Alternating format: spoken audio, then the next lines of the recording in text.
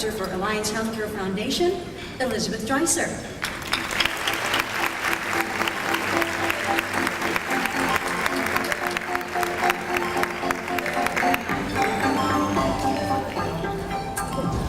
Hello, hello.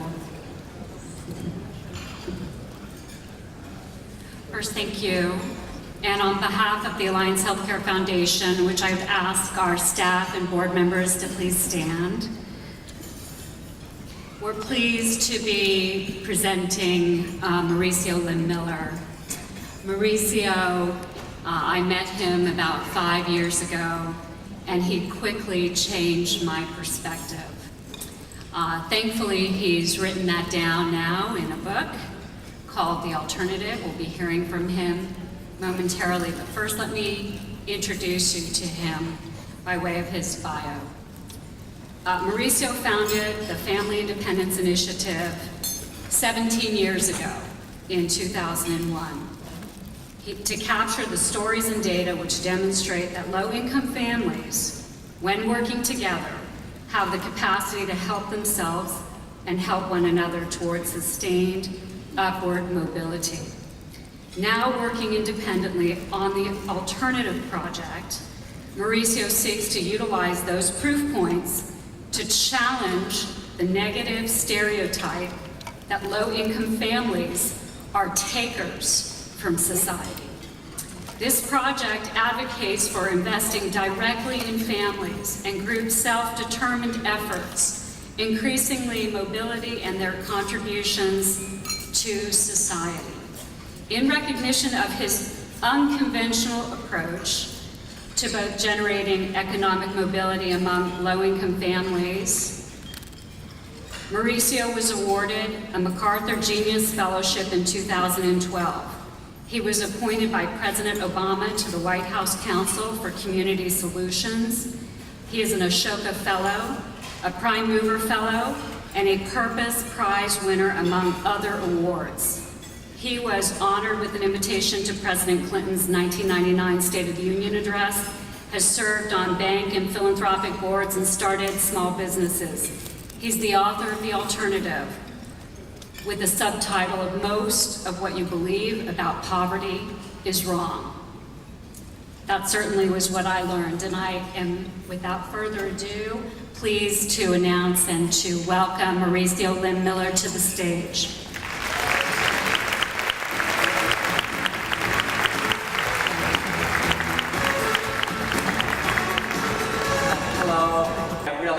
To be here. I really appreciate it, Elizabeth, everybody that's invited me. I want to start with a short video that was done a long time ago before I had a beard. I ran social services for 20 years, and the system is set up that as you work and you do better, the resources go away. As I was getting older, that contradiction just didn't sit right with me. My parents were living in Mexico, and my mother decided that to have a better life, that you had to come to America, and if you worked hard, you'd get the American dream. My mother sacrificed everything so that I could get into college. She worked 2 jobs, and like so many people that come to work really hard, nobody would invest in her. Nobody would trust her. I provided social services and tried to help people like my family for 20 years. All that existed was a social service program that was, mission has been to really step back and just be supportive or helpful and encouraging of what other people do. The power of change is embedded in these communities. For us, it really is, can you make visible what nobody sees? Watching your ideas and what you do, that's what inspires me, so thank you. This story is really a lot about my mother and my journey, and what it turned out is that as I started getting more information about the journey of a lot of other families, it turned out to be very similar. Everybody was different, but on the other hand, everybody was going on a journey, because if you don't go on a journey to improve your own life, you actually die. And so if you don't see people lying all over the street dying, then really what's happening is that they've done something. The issue is we don't know what they've done for themselves and what they've done for each other. And for my mother, she immigrated from Mexico with me and my older sister, really for the American dream. You know, there was this whole myth that if you come to America, you work really hard, that your talents would show, your hard work would show, and you could get ahead. And things did not go as well as that dream really was portrayed. My sister, we were putting good schools as much as my mother could afford, and my sister ended up getting pregnant by some guy at 16 who turned out to be and pulled her away from the house to New York and had 3 kids. And so my mother, watching what my older sister was going through, then at 10 years old comes to me and she points to me, Mauricio, this is not going to happen again. You're going to go to college. I was like 10 years old and I took it pretty literally that it was really about all people. And so for me, what I knew about my mother is that she actually was really smart. My sister and my mother were both much smarter than me and very social. I'm kind of an introvert and I've learned how to do this. But she was really a talented designer. She was a seamstress. She worked really hard. She became an American citizen. You know, she got me into UC Berkeley, which neither of us understood what that meant, but it actually meant something. I say I went to Berkeley and they think I'm smart. They have no idea how I barely made it through that damn place. You know, it almost killed me. It was really difficult. People saw her kind of like on the left side, which is that she was a single mom, she's Mexican, she has a 3rd grade education, her daughter's in trouble, and she was looked upon as a charity case, and she hated that. She just hated it. She said, you know, it was difficult for her when, you know, there were racists talking about Mexicans, you know, now they're talking about Mexicans being criminals and rapists, that, you know, for her, that stereotype still existed back in the 50s. And that for her, she would say, even the good people, the ones that want to help, treat me like a charity case. And she said, that takes my pride away. She could fight the racists and the sexists, but actually it was really hard when the good folks really treated her in many of the same ways that for some reason she couldn't make the right decisions. And that what you hear all the time, and that what I learned in social services is in order to get funding, you have to paint low-income communities in the worst possible way. And some of the headlines that are fairly recent, that we have 15% of our population stuck in poverty, and that the issue of being stuck, if it was true, if people were stuck in poverty generationally, and there were welfare moms and all that stuff, then maybe something is wrong in there. But the fact is that that is not the case. The fact is that all the Census Bureau and all the studies show that people basically cycle in and out of poverty. Census studies all the way back to 2004. Only about 3% of families are stuck in poverty for more than 3 years. That means that 97% of our population is always circulating, and that the worst place to be, actually, in this country, is to be working poor. Because as soon as you become working poor, everything goes away. You know, so we're not set up working poor. We're set up for the people in crisis. And so because people in crisis, like when my sister would get beat up, she had 3 kids, she'd run away, she needed social service, she needed counselors, she needed actually housing, she needed food. The needs-based analysis that we do actually was important for her. But within a few days or a week, my sister would get her wherewithal, she was smart, she didn't want to be on welfare, and you know, she had this guy, and basically she had a choice that either she had to stay on welfare, because when she got a job, they started taking her food stamps, they started taking everything away from her. So she either had to stay there in a system that again took her pride away, or she had to go back to this guy that would say, you know, I'm not going to hit you again, et cetera, but she had 3 kids. And we had no alternative for her to turn to where she could build a life. Because this guy, he would not let her get a job that paid more than him. He would not let her graduate from high school. His way of controlling her was really to keep her down in any kind of way that he could. So what we have is a social service system that was set up as a safety net. It was to catch people in crisis. And that is not a bad thing. We have a lot of people in crisis, people that actually lose their job because the factory closed. And we often talk about the people that are voiceless. Well, the fact is they have a voice. Except for that 3% or maybe 2% or something like that. They have a voice. What we don't have is a way to actually hear that voice. And partly of what FI was set up to do is capture the data and stories so we could actually hear the other side. So I painted that the picture of my mother on one side and the other side as to how she's portrayed. The issue is that our system is not set up to hear the good things because we don't get funded if we say the good things about the families. And so the funders, everybody, all of the officials really have a responsibility, and we have a responsibility not to portray families as a deficit to our communities. And so one of the ways to think about it is that many of us, and much of my work when I ran social services, was to make poverty tolerable. You know, if you're in crisis, you have to stabilize. It's not a bad thing. It is really important. You can't think about mobility until you stabilize. And certainly for people that are elderly, disabled, that have all kinds of other things that they can't really work, then there needs to be a safety net. What, however, we don't have is a system that makes poverty escapable. Now, when I graduated from Berkeley, all of a sudden people think I could do more. Actually, my mother and sister could have done much more, but I was the one given an opportunity because it was validated. And so what we need to do is look at systems that find out what the talents are of people, and then how we can invest in all that. And that's a system that actually still needs to be developed. We have very little on making poverty escapable. So think about your work and how you can divide it, so you can actually either play both roles or play one or the other, but realize that they're two different roles. The other thing that happened was in Mexico, there was a sense of community there.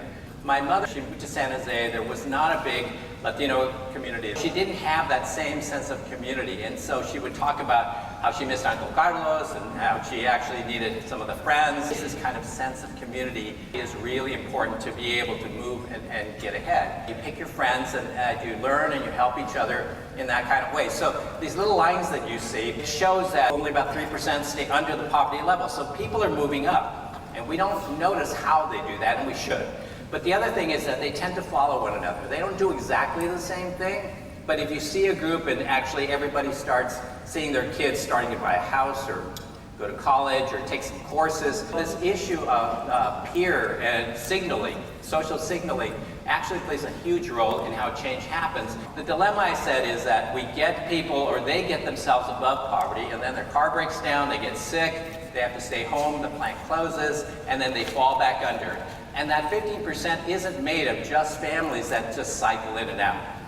That it's made up of anybody, including a middle class or upper class person that lost their job. And when the Census Bureau came and did its study, finds out that they, at that particular point in time, did not have any income. And so our images really have to change. I started learning, and I actually knew that people tended to follow one another. I learned diffusion of innovation. If you want to know how to scale something, how to really have a large impact, it's not us. It is really how people see one another, how they see a positive example, and how they follow it. And that's why you've seen entire communities actually change when you hit a tipping point. The system of human behavior already exists. What we need to do is figure out what our proper role is in all that. When I was running social services, we helped like 2,000 people or something a year. And what was interesting to me is that the communities of people that seemed to be succeeding were the ones that weren't showing up at my program. And so one of the stories was that I had a bookkeeping clerk. Their family had immigrated through Hong Kong, and that her family, her father worked as a dishwasher in one of the restaurants, and he was really exploited. Her mother worked at one of the sweatshops doing sewing on a piece thing, and she was really exploited. And that what I was running as services, and so I felt like if I could provide vocational English, that if they just learned a little vocational English, I had enough ties to business that I could get them jobs. I kind of got her to bring her father. Her father started attending the classes, and then he dropped out. And I'm wondering, well, something's wrong. And so I met with him and her, and I asked, so how come you don't want to come? Because I can get you a job that pays more, and he knew he was being exploited. And all he could say is, it's just not done that way. And so I was trying to figure out, what's not done that way? It took a while, and she finally explained that they came to America in many ways the same way my mother.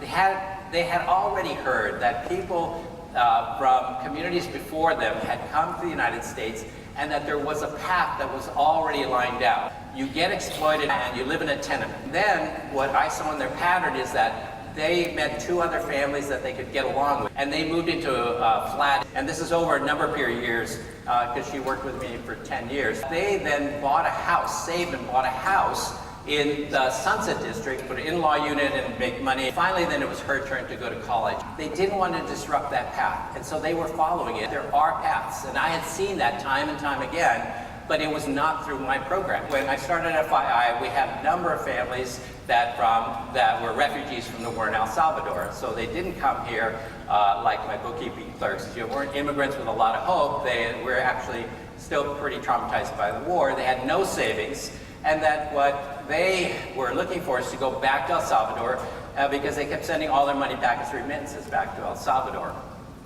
One day, one of my staff, and you have to know at FII, my staff is not allowed to provide any backup or any counseling or whatever, because what I want to do is collect the data as to what the capacity was of families to help themselves and to help each other.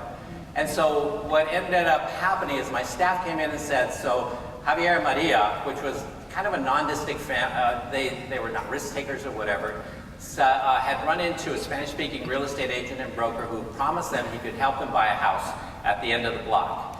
And my staff is over there. He's a predatory lender. Can we at least give them some advice or send them financial training? And I'm over there, no, because the project was started with a promise to Jerry Brown. We would not help. We would actually see what families would do. They bought the house, and my staff comes and says, but the mortgage payment is 65% of their income. There's no way they could survive and feed their kids and everything else. And so it was, they're going to lose the house. And I'm over there, yeah, they're going to lose the house. And my staff's pretty pissed at me at this point in time. But the fact is that I wanted to see what the hell would happen, because my mother made mistakes. And then we have no tolerance for people that are low income making mistakes, because we always think that we have a better solution. So what ended up happening is then the lesson started. What happened is that Javier and Maria had figured out somewhere along the line this guy really wasn't a good guy. And so they got a refinance clause. They asked all the friends they had borrowed money from to descend on the house, repaint it, retiled it, re-landscaped it. They got the valuation of the house up high enough that actually they refinanced, got their payments down to 40%. And at 40%, with the whole community surrounding them, there's no way they're going to lose the house, and they still own the house. So that was the first lesson, is that they figured out a solution my staff could never have given them. Second thing is that within 2 months, the red line for savings, as we track income and savings and everything with all the families that are participating, the red lines start going up for all the other 5 families. So I went to a meeting and asked them, how come all of their savings are going up? And they said, well, they put it in Javier, they can buy a house, or we can buy a house. And it was clear they were not going to make the same mistake. So that was the second lesson, is it actually had what we would call the adopters of that whole thing. And then they said, and there are other families in the refugee community that heard about us buying houses, and they're buying houses. So this was 15 years ago. How many lessons was that? That was 2 or 3. Okay, so then, about a year and a half ago, I do a presentation at Stanford, and I tell the Javier and Maria story. There was this young Salvadoran man comes up to me and he says, so you know, my family's from El Salvador, and my mother heard about your family's buying homes, so our family then bought a home, and it's the equity from that house that got me through Stanford. At that point, I knew that the change had happened generationally, and that's what we need. If we want to go to scale, it has to be something that is a solution that comes from them, because they fight for that, and that becomes the path that I had seen before. Because I didn't interfere, and there was a solution. You need to know that this happens everywhere. When we were going to Detroit with FII, people asked, why are you going there? Because people think that our families do so well because we find families that take initiative. What I can tell you is when you go into Detroit or Liberia, where actually the whole economy's been devastated with Ebola and a civil war, unless the population is laying down and dying at that particular point in time, because there is nothing else, you know that there's resourcefulness there, because they find a way. Nobody wants to die. The economy there is being rebuilt from the ground up, and we need to see that. We've never seen what these families are doing for themselves and for each other. Rather than trying to make assumptions as to where people are, what you need to do is find out what people are doing for themselves. If they're alive, they're doing something. So that's what your role really has to be. We also need to see the other side of people. We really have to first acknowledge people's community. You can learn more about how we can find our proper role, and actually we can stay connected in a way that actually is not patronizing, and that we actually learn how to be follower leaders rather than just straight leaders. So thank you very much.